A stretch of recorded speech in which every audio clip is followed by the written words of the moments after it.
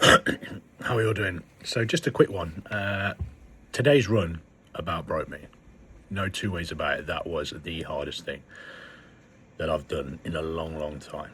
Now, I wanted to quit every 1K, and it's made me think a lot about my childhood. I'm going a bit deep now, but my dad growing up was really hard on me in terms of, mental kind of, I don't know how to word it, but mental strength, physical strength. My dad was a very strong man. And at the time, I hated every second of it. But let me tell you, everything he did for me, unbeknown to me, has made me the strongest version of myself. There's a million and one times that I've wanted to give up in life. I've hit rock bottom a million and one times. Sadly, my dad's no longer here with me. But tell you what, today, that man carried me around mentally.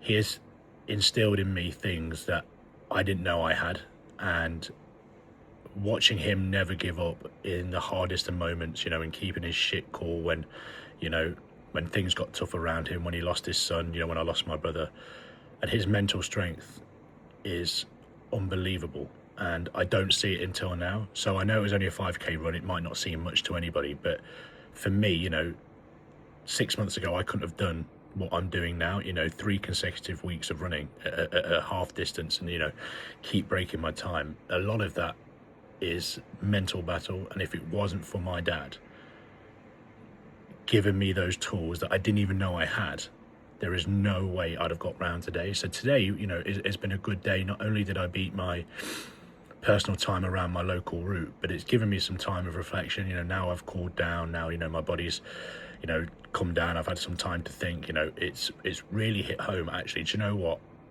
The mental strength that my dad has instilled in me is unbelievable, and I'm so grateful. But at the time, I thought it was the worst thing ever. I thought he was being the hardest man, on earth. Why is he doing this to me?